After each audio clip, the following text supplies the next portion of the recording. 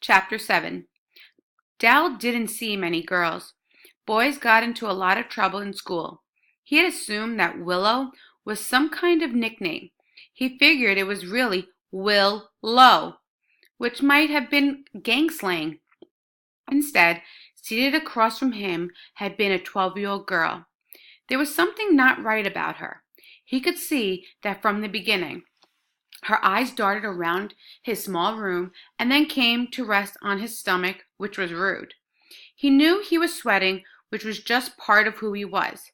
But he got the feeling that she was judging him. That's not what this place was about. He was the judger. He needed to put her in a category of strange as soon as possible so that he could disconnect from whatever was happening in the room. Dell had glanced over at his computer to reread the email he had been sent from Principal Rudin. The message said that the girl was some kind of cheater. He didn't get many of those. So she was sneaky. Well, so was he. He'd get to the bottom of that. She wasn't a weirdo or a lone wolf or an oddball or a misfit. But she was super strange. That much he could figure out. He talked and talked and talked, and she just sat there, mute, staring at him, but he could tell that she was listening. He asked questions, but she didn't answer them. She was small, but also powerful.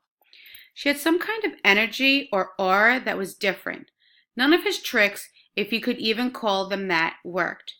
He then remembered word association. It was a technique that he knew the other counselors used because he heard them when the windows were open and the air conditioners weren't rattling. Dell fell asleep every night with the television on. He had hours of recorded broadcasts because the sound of other people's voices, especially the ones that weren't yelling at him, was a comfort. But nothing made him fall asleep faster than something educational.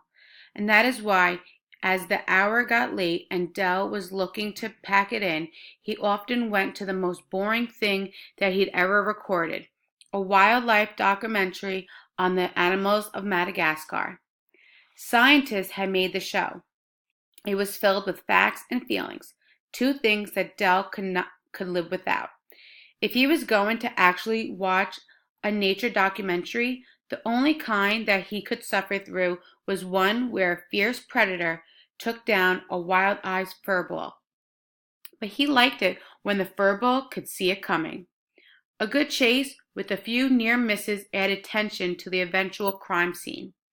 A male narrator with a deep, husky, almost evil voice set the stage for the slaughter. The music surged. And then, bam! Done. The Madagascar show had nothing like that. It focused on a group of monkeys who looked like squirrels in raccoon costumes. There was nothing in this program of interest, and Dell had fallen asleep to it many times since he came to Bakersfield. He could not recall a single thing from the program other than what he had uttered to Willow at the end of their first session. Female lemurs are in charge of the troop. As she gathered up her things and silently headed out the door, Dell realized that his somewhat hairy hands were both trembling. He had never met a kid like this. He quickly accessed the electronic file that he was required to complete after every interaction with the student. But for the first time since his 4 groups of the strange system went into operation, Dell put it aside and dug out Dickie Winklemeyer's 3 areas of evaluation: activity, patience, attention. Willow had the ability to pay attention. She appeared to exhibit patience.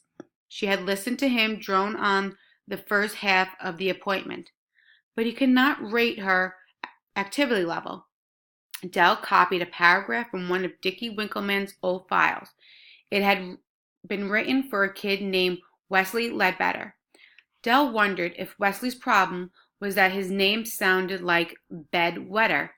That could certainly throw a person off. It said that Wesley appeared to be normal, but needed further evaluation for possible anxiety issues. In truth, Dell knew that the 12-year-old with large eyes, who had told him to have his blood pressure checked just before she left, was anything but normal. And for the first time in his professional career, he was not just motivated, he was almost inspired. The counselor had to add a new group to his system. He had to access the color wheel on his computer and feverishly attempt to create something that would look metallic, something that would stand out like oozing gold ink, because Del Duke believed he had discovered a new category of the strange: genius.